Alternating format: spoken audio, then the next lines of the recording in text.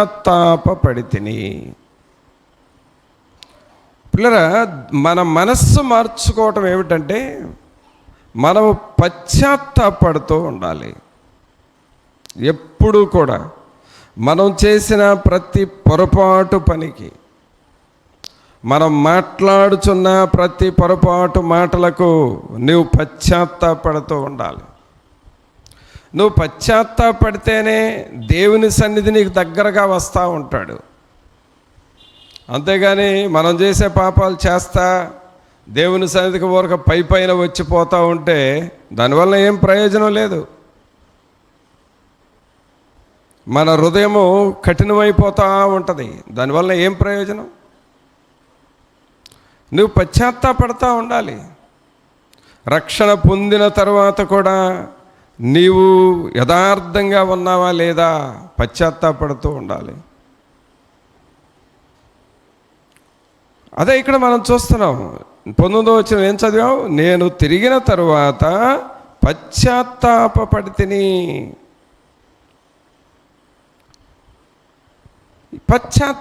పశ్చాత్తాపము మనలను దేవునికి దగ్గరకు తీసుకొని వెళుతుంది. అలాగే పశ్చాత్తాపము దేవుని ప్రేమ మన మీదకు వచ్చేలాగా చూస్తూ ఉంటుంది. కావున మన హృదయాల్ని మనం బహులోతుగా పరీక్షించుకోవాలి. పశ్చాత్తాపపు ఆత్మను మనము కలిగి ఉండాలి. మరి అలాగూ మనం పశ్చాత్తాపడతా ఉన్నామా? అలాగూ మన హృదయాల్ని మనం పరిశీలన చేసుకుంటూ ఉన్నామా? కావున మన మనస్సు మార్చుకోవటము, దేవుని వైపు తిరగటం. యెషయా గారు అదే, నేను అపవిత్రమైన పెదవులు గలవాడను, అపవిత్రమైన జనుల మధ్య నేను నివసించుచున్నవాడను అని పశ్చాత్తాపడతా ఉన్నాడు. దేవుని సన్నిధిలో యెషయా పశ్చాత్తాపడే కొలది దేవుని శక్తి అధికంగా వచ్చింది ఆయనకు. మన పశ్చాత్తాపపు ఆత్మ మనం ఎంతగా తగ్గించుకుంటామో, ఎంతగా మనల్ని మనం దిద్దుకుంటామో, ఒప్పుకుంటూ ఉంటామో అంతగా దేవుని అభిషేకం మనకు వస్తుంది. పిల్లరా, దేవుని ఆత్మ మన మీదకి ఎలాగూ బలముగా వస్తూ ఉంటుంది. మనం పశ్చాత్తాపడితే దేవుడు మనకు దగ్గర అవుతాడు. దేవుని సన్నిధి మనకు దగ్గరగా వస్తూ ఉంటుంది. మన జీవితంలో మనం ఏ పొరపాటు చేసినా సరే, దేవునికి వ్యతిరేకమైన పనులు ఏది చేసినా వాటిని ఒప్పుకుంటూ, ప్రభువా ఈ పాపము నా జీవితంలోనికి వచ్చింది, నన్ను క్షమించండి, ఈ దోషం నాలో నుండి తీసివేయండి అని నువ్వు అడుగుతూ వేడుకుంటూ పశ్చాత్తాపడతా ఉంటే దేవుని సన్నిధిని మనం అనుభవిస్తాం. కాబట్టి మనం మారు మనస్సు పొందటానికి ఒక కారణం ఏమిటి అని అంటే పశ్చాత్తాపము. మనల్ని మనం లోతుగా పశ్చాత్తాపడాలి. తప్పిపోయిన కుమారుడైతే తండ్రి దగ్గరకు వచ్చినప్పుడు, తండ్రి నీ కుమారుణ్ణి నేను అనిపించుకొనుటకు నేను యోగ్యుడను కాను, నీ కూలివానిలో ఒకనివానిగా నన్ను చెయ్యి అని పశ్చాత్తాపడ్డాడు. అలాగే దావీదు గారు పాపం చేసినప్పుడు దేవుని సన్నిధిలో బహుగా పశ్చాత్తాపడ్డాడు. అయ్యా, నేను పాపములో పుట్టాను, పాపములో నా తల్లి నన్ను గర్భమున ధరించింది, నన్ను క్షమించు అని పశ్చాత్తాపడ్డాడు. కావున ప్రభువురా, దేవునికి నీవు దగ్గర అవ్వాలి అనంటే, దేవుని సన్నిధికి మనం దగ్గర అవ్వాలి అని అనుకుంటే పశ్చాత్తాపము ఒక్కటే మార్గం, ఇక వేరే మార్గం లేదు. మనమేదో మన గొప్పతనాన్ని చెప్పుకొని దేవునికి దగ్గర అవ్వలేము. లేకపోతే మనం సాధించిందేదో ఆ సాధించిన వాటిని గురించి చెప్పుకొని దేవునికి మనం దగ్గర అవ్వలేము. దేవునికి దగ్గర అవ్వటానికి ఒకటి, నీవు చేసిన పొరపాటులు క్షమించు ప్రభు అని అడగాలి. నీవు చేసిన పాపములు క్షమించు అని అడగాలి. తప్పిపోయిన కుమారుడు ఎలాగూ పశ్చాత్తాపడ్డాడు, దావీదు గారు ఎలాగూ దేవుని సన్నిధిలో పశ్చాత్తాపడ్డాడో, అలాగూ మనం కూడా దేవుని సన్నిధిలో పశ్చాత్తాపడుతూ ప్రభు దగ్గర మనం వేడుకుంటూ ఉండాలి. అలాగూ వేడుకున్నప్పుడు ప్రభు మనల్ని కనికరిస్తాడు. అందుకని ఇక్కడ దేవుని వాక్యం ఏం చదివామంటే 19వ వచనంలో, నేను తిరిగిన తరువాత పశ్చాత్తాపపడి తిని, నేను సంగతి తెలుసుకొని తొడచరుచుకొంటిని, నా బాల్యకాలమందు కలిగిన నిందను భరించుచు నేను అవమానము నుండి సిగ్గుపడి తిని.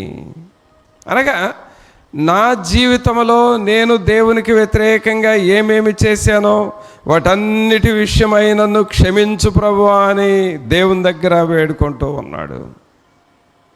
మరి అలాగూ మనల్ని మనం సరి చేసుకుంటున్నామా? అలాగూ మనల్ని మనం పరీక్షించుకుంటా ఉన్నామా పిల్లరా? దేవుని వైపు అలాగూ మనం తిరుగుతూ ఉండాలి. తర్వాత ఇంకా ఎలాగూ మనం పశ్చాత్తాపడాలంటే యోవేలు గ్రంథం చూడండి. యోవేలు గ్రంథము 2వ అధ్యాయము. దేవునికి మనం దగ్గర అవటానికి మనం చేసే మరొక పని. యోవేలు గ్రంథము 2వ అధ్యాయము 13వ వచనం చూడండి.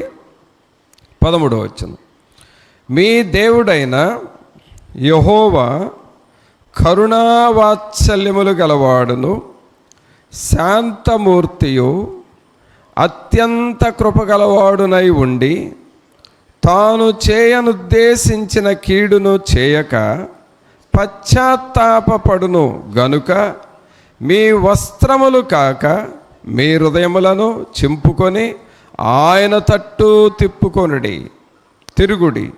ఒకవేళ ఆయన మనస్సు త్రిప్పుకొని పశ్చాత్తాపపడి మీ దేవుడైన యెహోవాకు తగిన నైవేద్యమును పానార్పణమును మీకు దీవెనగా అనుగ్రహింపడని ఎవడు చెప్పగలడు?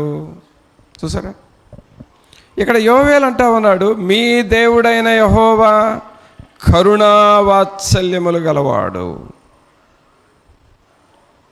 అంటే మన పైన ఆయన కరుణ చూపే దేవుడు, వాత్సల్యత చూపే దేవుడు, కృపా కనికరములు చూపుచున్న దేవుడు, శాంతమూర్తి, అత్యంత కృపచూపువాడు.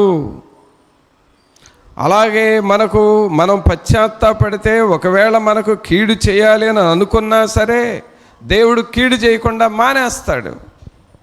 నినివే పట్టణస్థులు అదే కదా. నినివే పట్టణస్థులు మరి దేవుని దృష్టిలో చాలా వ్యతిరేకమైన పనులు చేశారు. కానీ దేవునికి వ్యతిరేకమైన పనులు చేసి వెంటనే యోనా వెళ్ళి ఆ పట్టణంలో ఎప్పుడైతే సువార్త ప్రకటించాడో, ఎప్పుడైతే దేవుని వాక్యం అక్కడ ప్రకటించబడిందో, వెంటనే గోనె పట్టగట్టుకొని బూడిద తల మీద పోసుకొని బూడిదలో కూర్చొని, ప్రభువా మమ్ములను కనికరించు, మా పాపములను క్షమించు, మా దోషములను క్షమించు అని నినివే పట్టణస్థులు బహుగా పశ్చాత్తాపడ్డారు. చూసారా, అనగా నినివే పట్టణస్థులు ఒక్కసారి దేవుని వాక్యం విన్నారు. యోనా ప్రకటించాడు ఒక మెసేజ్, అది ఇక 40 దినాలకు ఈ పట్టణము నాశనము కాబోతుంది అని చెప్పాడు. అంతే. ఆ ప్రజలందరూ విని, అయ్యో దేవుని కోపం మన మీదకి వస్తుందేమో, దేవుని కోపానికి మనం బలైపోతామేమో, ఇక లాభం లేదు, మనం పశ్చాత్తాపడాలి అని వాళ్ళందరూ వీధుల్లో పడి పశ్చాత్తాపడ్డారు. చాలామంది ప్రార్థనలు చేయాలంటే ఇలాగూ మందిరాల్లోకి వచ్చినప్పుడే ప్రార్థనలు చేస్తారు, లేకపోతే ఇంటిలోకి వెళ్ళినప్పుడే ప్రార్థనలు చేస్తారు. కానీ ఈ ప్రజలైతే ఇల్లని లేదు, మందిరం అని లేదు, వీధుల్లో, పొలాల్లో ఎక్కడ పడితే అక్కడ పశ్చాత్తాపడి ప్రార్థన చేశారు, రోదన చేసి ప్రార్థన చేశారు. పిల్లరా, దేవుని యొక్క ప్రేమ, దేవుని యొక్క కృప మన మీదకి రావాలంటే మనల్ని మనం తగ్గించుకొని ప్రభు వైపు తిరగాలి. మన మనస్సు మార్చుకొని దేవుని వైపు తిరగటం నేర్చుకోవాలి. మరి అలాగూ మనం తిరుగుతూ ఉన్నామా? దేవుని పక్షంగా మనం తిరుగుతూ ఉన్నామా? ఇక్కడ ఏమంటున్నాడు? మీ దేవుడైన యెహోవా 13వ వచనం, యోవేలు గ్రంథము 2వ అధ్యాయము 13వ వచనం. మీ దేవుడైన యెహోవా కరుణావాత్సల్యములు గలవాడును శాంతమూర్తియు అత్యంత కృపగలవాడునై ఉండి తాను చేయనుద్దేశించిన కీడును చేయక పశ్చాత్తాపపడును గనుక మీ వస్త్రములను కాక మీ హృదయములను చింపుకొని ఆయన తట్టు తిరగండి. హృదయము, దేవుని వాక్యం ఉంది, హృదయము అన్నిటికంటే మోసకరమైనది, అది ఘోరమైన వ్యాధి గలది. హృదయంలో రకరకాల పాపాలు ఉంటాయండి, రకరకాల సాతాను యొక్క గుణాలు హృదయంలో ఉంటాయి. అందుకని అది మోసం చేస్తూ ఉంటుంది. హృదయం ఎప్పుడు కూడా మనల్ని మోసం చేస్తూ ఉంటుంది. అందుకని యిర్మీయా రాస్తా ఉన్నాడు 17:9, హృదయం అన్నిటికంటే మోసకరమైంది, అది ఘోరమైన వ్యాధి గలది, దీన్ని గ్రహింపగలవాడెవడు? నువ్వు గ్రహించుకుంటున్నావంటే నువ్వేం చేస్తావు? యెషయా ఏం చేశాడు? నాలో పాపం ఉంది అని యెషయాకు తెలిసినప్పుడు వెంటనే ఆయన చేసిన పని ఏంటంటే, నేను అపవిత్రమైన పెదవులు గలవాడను, నేను అపవిత్రమైన జనుల మధ్య నివసించుచున్నవాడను, నన్ను క్షమించు ప్రభువా అని తగ్గించుకొని ప్రార్థన చేశాడు. అలాగే నినివే పట్టణస్థులు కూడా తగ్గించుకొని ప్రార్థన చేశారు. మరి అలాంటి ప్రార్థనాత్మ ఉందా మనకి? అలాగ మనల్ని తగ్గించుకొని దేవుని సన్నిధిలో మొరపెట్టుకుంటున్నామా? కానీ సొదొమ గొమొర్రా పట్టణస్థులు ఉన్నారు, వారు పశ్చాత్తాపడలా, వారి పాపాలు ఒప్పుకోలా, వారు ఏమాత్రం దేవుని సన్నిధికి లోబడలా, వారు వారి పాపముల విషయమై పశ్చాత్తాపడకుండా అలాగే బ్రతికారు. ప్రియరా, దేవుని వాక్యం విన్న తర్వాత నీలో ఒక మార్పు రావాలి. అంతేగాని వాక్యం విన్న తర్వాత కూడా నీలో ఏ మార్పు లేకుండా మనం ఉండకూడదు. సొదొమ గొమొర్రా పట్టణస్థులు వారు దేవుని మాటలు విన్నారు, కానీ లోబడలా, వారు ఏమాత్రం పశ్చాత్తాపడలా, వారు తగ్గించుకోలా, దేవునికి లోబడటానికి ఇష్టపడలా. వాళ్ళు ఏముందలే అలాగే చెబుతూ ఉంటారు, వెళ్ళిపోతూ ఉంటాడులే, ఆ లోతుదేముంది, ఆ అబ్రాహాముదేముంది, ఆయన అలాగే మాట్లాడుతుంటాడులే అని చులకనగా తీసుకున్నారు. అబ్రహాం గారి మాటలు చులకనగా తీసుకున్నారు. లోతును కూడా వాళ్ళు పెద్దగా పట్టించుకోలేదు, చులకనగా తీసుకున్నారు. అయితే వాళ్ళు ఎప్పుడైతే దేవుని మాటలు చులకనగా తీసుకున్నారో దేవుని కోపం అధికమైపోయింది. అంటే దేవుని వాక్యం విన్న తర్వాత వాక్యానికి మనం భయపడకపోతే దేవుని కోపం వస్తుంది పిల్లరా. దేవుని వాక్యం విన్న తర్వాత ఖచ్చితంగా మనం పశ్చాత్తాపడాలి. మనల్ని మనం లోతుగా తగ్గించుకోవాలి.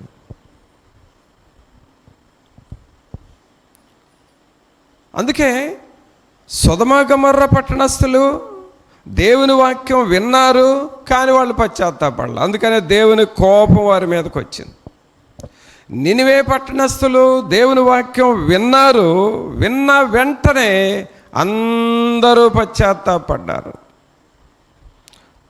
ఒక గోనె పట్ట చూసుకున్నారు, ఆ గోనె పట్ట కట్టుకొని బూడిద పోసుకొని ఆ రోడ్ల మీద, ఆ వీధుల్లో ఎక్కడ ఖాళీ ఉంటే అక్కడ మోకరించి పశ్చాత్తాపడి ప్రార్థన చేయటం ప్రారంభించారు. తర్వాత ఏమైంది? ఆ పట్టణాన్ని మరి శిక్షించాలి అని దేవుడు అనుకున్నాడు, కానీ వారి పశ్చాత్తాపమును చూచి దేవుడు తన మనస్సు మార్చుకున్నాడు. చూసారా, దేవుడు తన మనస్సును మార్చుకున్నాడు.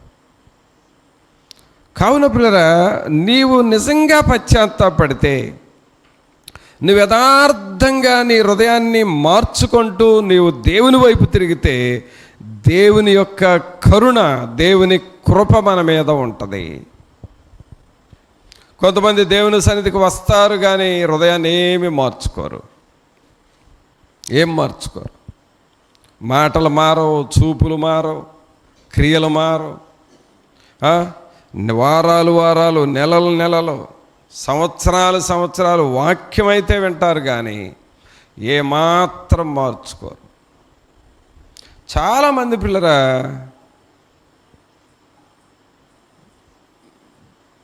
పైకి మంచివారిగా, పైకి నమ్మించి పర్వాలేదు మంచివారు అనిపించుకోవటం కోసం ఎక్కువగా ప్రయాసపడతా ఉంటారు. వీళ్ళు అలాంటి వాళ్ళు కాదే, వీళ్ళు చాలా మంచోళ్ళే, వీళ్ళు ఏమి అలాంటివి చేయరే అని అనిపించుకోవటం కోసం వీళ్ళు ప్రయత్నాలు చేస్తారు, మాట్లాడుతూ ఉంటారు, ప్రయాసపడతా ఉంటారు. కానీ లోపల ఉంటుంది చూడండి, అంతరంగములో రహస్య పాపం, అవి అలాగే ఉంటాయి. ఆ రహస్య పాపాలు లోపల అలాగే ఉంచుకుంటారు. ఈ లోపల రహస్య పాపాలు ఉంచుకొని వాటికి బానిసలు అయిపోతూ ఉంటారు. వాటిని వదిలించుకోవాలనుకుంటారు కానీ అవి వదలవు. రహస్య పాపాలు పిల్లరా, నువ్వు పైకి కనపడే పాపం ఏది చేయకపోయినా రహస్య పాపాలు ఉన్నాయి చూడండి, అవి నువ్వు పశ్చాత్తాపడకపోతే నిన్ను అంత తొందరగా వదిలిపెట్టవు. అవి ఏం చేస్తాయో తెలుసా, నీకు నష్టం చేసి నీవు క్షీణించేదాకా నిన్ను వెంటబడతా ఉంటాయి. అవి ఎలాంటివంటే రహస్య పాపాలు, ఇదిగో ఇక్కడ ఈ గ్రంథంలోనే ఇంకొక మాట ఉంటుంది చూడండి, యోవేలు గ్రంథంలోనే. అక్కడ ఏముంటుందంటే,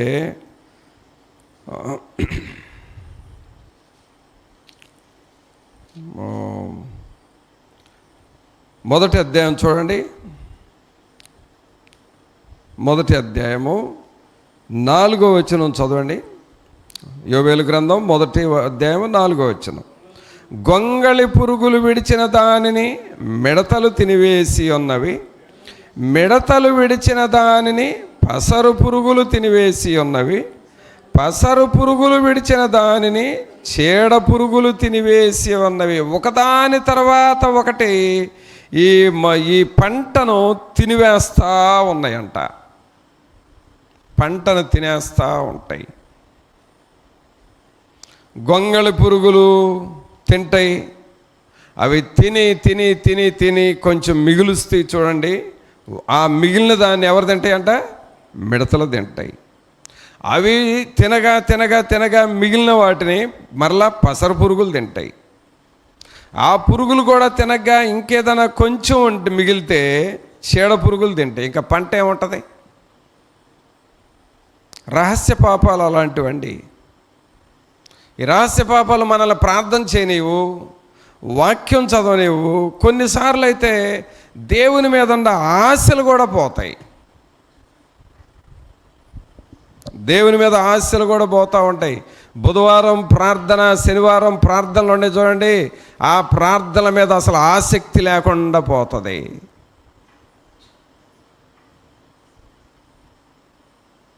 కనీసం దాని విషయం పశ్చాత్తాపం కూడా ఉండదు. అయ్యో శనివారం ప్రార్థన పోగొట్టుకున్నానే, నన్ను క్షమించు ప్రభు అనే పశ్చాత్తాపం కూడా ఉండదు. అంటే అర్థం ఏంటో తెలుసా? లోపల ఈ గొంగళ పురుగులు, ఈ పసర పురుగులు మనిషిని తినేస్తూ ఉన్నాయి. అయితే మనిషిని తింటామంటే ఆ మనిషి పైకి బాగానే ఉంటాడు, కానీ లోపల ఉన్న దేవుని శక్తి, దేవుని మీద ఉన్న ప్రేమను తినేస్తూ ఉంటాయి. దేవుని మీద ఆశలు ఉండవు, దేవుని పని చేయాలనే మనస్సు ఉండదు, బైబిల్ చదవాలనే మనసు ఉండదు, దేవుని పరిచర్య చేయాలనే మనసు ఉండదు. అయ్యో టైం అవుతుంది, ఈరోజు నా డ్యూటీ, నా బాధ్యత నేను చెయ్యాలి అనే ఆ బాధ్యతగా కూడా ఉండరు వీళ్ళు.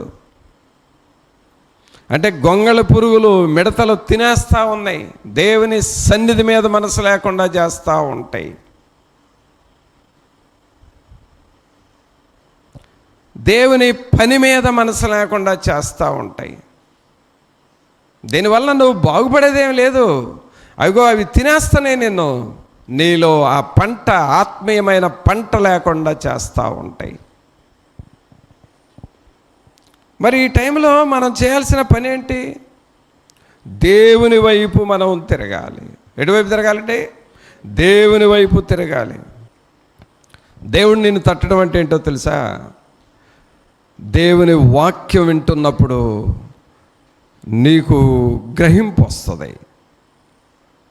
దేవుని వాక్యం వింటున్నప్పుడు నీ హృదయము టచ్ అవుతూ ఉంటుంది. అయ్యో, ఈ పాపం నాలో ఉంది కదా, దీన్ని నేను తీసేసుకోవాలి కదా అని నీకు గ్రహింపు వస్తూ ఉంటుంది. దేవుని వాక్యం వింటున్నప్పుడు నీకు ప్రేరేపణ వస్తూ ఉంటుంది. ప్రభు కోసం నేను ఎలాగో చెయ్యాలి అనే ప్రేరేపణ వస్తూ ఉంటుంది. అది దేవుడు నిన్ను తడుతూ ఉండటం.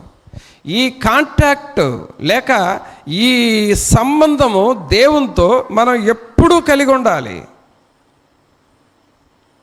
స్పర్శపోయిన వాళ్ళలాగా ఉండకూడదు. దేవుని వాక్యాన్ని చదువుతున్నా, వాక్యం వింటున్నా, ప్రార్థన చేస్తున్నా దేవుడు నిన్ను టచ్ చేస్తూ ఉండాలి. ఆ స్పర్శలో మనం జీవించాలి ప్రియులారా. ఆ స్పర్శ పోయింది అని అంటే కుష్ఠవ్యాధితో సమానం. అది వాక్యం చదవకపోయినా నీకు బాధ లేదు, ఆరాధనలకు వెళ్ళకపోయినా బాధ లేదు, ప్రార్థన చేయకపోయినా బాధ లేదు అని నీకు ఉంది అని అంటే నీలో స్పర్శ పోయింది అని అర్థం. అందుకనే మనం చేయాల్సిన పని ఏంటంట, మీ దేవుడైన యెహోవా కరుణావాత్సల్యములు గలవాడు, శాంతమూర్తియు, అత్యంత కృప గలవాడునై ఉండి తాను చేయనుద్దేశించిన కీడును చేయక పశ్చాత్తాపడును గనుక మీ వస్త్రములను కాక దేన్ని చింపాలండి? హృదయాన్ని చింపాలి. చెప్పండి అందరూ, దేన్ని చించాలి? హృదయాన్ని చించడం అంటే ఏంటో తెలుసా? మన హృదయాన్ని తెరవాలి. హృదయంలో లోపల దాచి ఉంటాం చూడండి, వాటిని తెరిచి వీటిని నాలో నుండి తీసివేయి ప్రభువా అని నువ్వు ప్రభుతో చెప్పాలి. అదండి దేవుని వైపు తిరగటం అంటే. అందుకని ఏమంటున్నాడు? మీ వస్త్రములను కాక మీ హృదయములను చింపుకొని ఆయన తట్టు తిరుగుడి. మరి అలాగూ దేవుని తట్టు తిరుగుదామా? మనం ప్రార్థన చేసి దేవుని వాక్యాన్ని చదివి మీ వైపు తిరుగుతాం ప్రభా, మీ సన్నిధి వైపు చూస్తాము అని నువ్వు ప్రభువుని అడుగుతావా? ప్రార్థన చేసుకుందాం.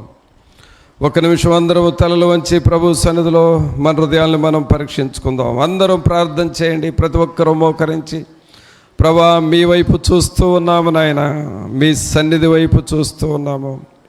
మీ కృపలో బలపరచండి. మీ ఆత్మశక్తిని, పరిశుద్ధతను, పరిశుద్ధాత్మ నింపుదల మాకు దయచేయండి ప్రభా. మీ వాక్యపు వెలుగులో నడుచుకోవాలయ్యా. మా దేవుడైన యెహోవా కరుణావాత్సల్య కలిగిన దేవుడు. మేము పశ్చాత్తాపడినప్పుడు మీరు మా వైపు తిరిగే దేవుడవు ప్రభా, మమ్మలను కనికరించుచున్న దేవుడవు ప్రభా. మీ వైపు చూస్తూ ఉన్నామయ్యా, మీ సన్నిధి వైపు చూస్తూ ఉన్నాము ప్రభా. మీ ఆత్మశక్తిని, పరిశుద్ధాత్మ అగ్ని మా మీదకి బలముగా రానివ్వండి. నజరేయుడైన యేసు మీ సన్నిధిని మాతో బలముగా ఉంచండి ప్రభువా అని ప్రభువుని అడుగుదామా? పరిశుద్ధుడైన మా ప్రభువా, మీకు స్తోత్రాలు, వందనాలు చెల్లిస్తూ ఉన్నాము. మహోన్నతుడా, మహాగణుడా, మా ప్రభు అయిన యేసు మిమ్మల్ని స్తుతిస్తున్నామయ్యా. రక్షకుడా మీకు స్తోత్రాలు. గణుడు అయిన మా దేవా మిమ్మల్ని స్తుతిస్తూ ఉన్నాము. మీ కృపలో బలపరచండి. మీ ఆత్మశక్తిని, మీ సహాయమును మాకు మీరు దయచేయండి. ఈ ప్రియులను మీరు దర్శించండి నాయన. నిరంతరము మీ నామాన్ని గుర్తెరిగి మిమ్మల్ని మహిమపరచు వారముగా చేయండి. మా హృదయములను లోతుగా తాకండి. మా అంతరంగములను మీరు దర్శించండి. మీ వాక్యానుసారమైన జీవితమును మాకు మీరు దయచేయండి. మా హృదయములను చింపుకొని పశ్చాత్తాపడి మీ వైపు తిరగమని మీరు చెప్పుచూ ఉన్నారు కదా. యెషయా అలాగు మీ వైపు తిరిగినప్పుడు దేవుని ప్రత్యక్షతను చూచినాడు కదా. నినివే పట్టణస్థులు అలాగు పశ్చాత్తాపడి మీ వైపు తిరిగినప్పుడు ఆయన కృపా కనికరములు కలిగిన ఆత్మను వారు పొందుకున్నారు కదా ప్రభువా. దేవా, మా హృదయంలో కూడా మేము ఎల్లప్పుడూ మీ వైపు చూచువారముగా చేసి ఈ వాక్యం అందరి హృదయంలో నిలిచి ఫలించులాగునా చేయమని నజరేయుడైన యేసు నామమున అడిగి వేడుకొనుచున్నాము తండ్రి, ఆమేన్. మన తండ్రి అయిన దేవుని ప్రేమ, కుమారుని కృప, పరిశుద్ధాత్మని యొక్క సన్నిధి, ఆయన సహవాసం ఇప్పుడు ఎల్లప్పుడు మనందరికీ తోడుగా ఉండి సహాయము చేయునుగాక. ఆమేన్.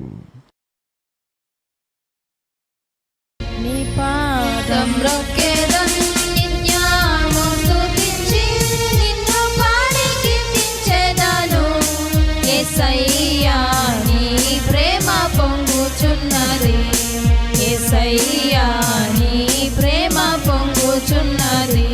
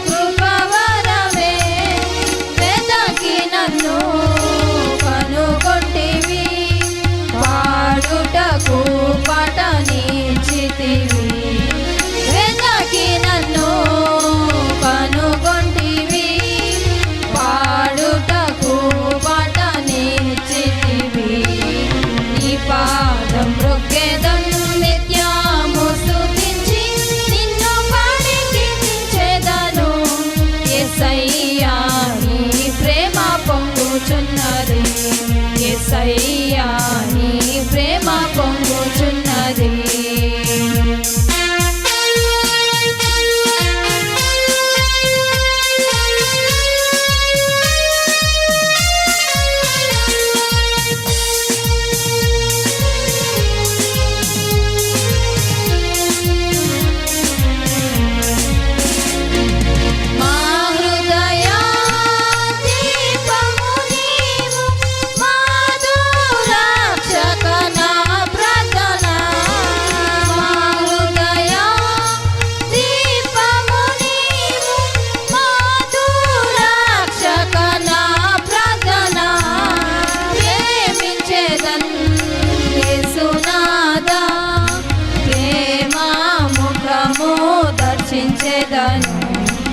ప్రేమించేదన్ యేసునాదా, ప్రేమ ముఖము దర్శించేదము.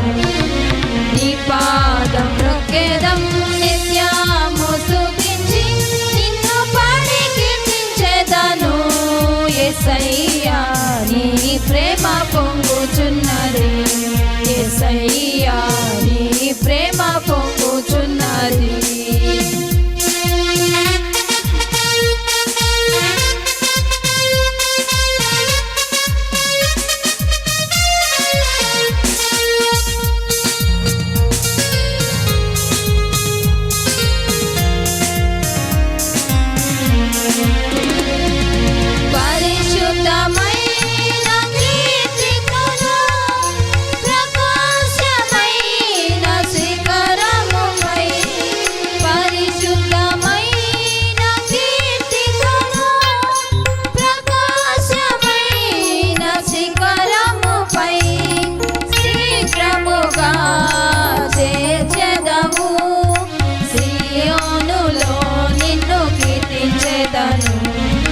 శీఘ్రముగా చేర్చెదవు, సియోనులో నిన్ను కీర్తించెదను. నీ పాదం రొక్కేదం, నిత్యము స్తుతించి నిన్ను పాడి కీర్తించెదను. యేసయ్యా నీ ప్రేమ పొంగుచున్నది, యేసయ్యా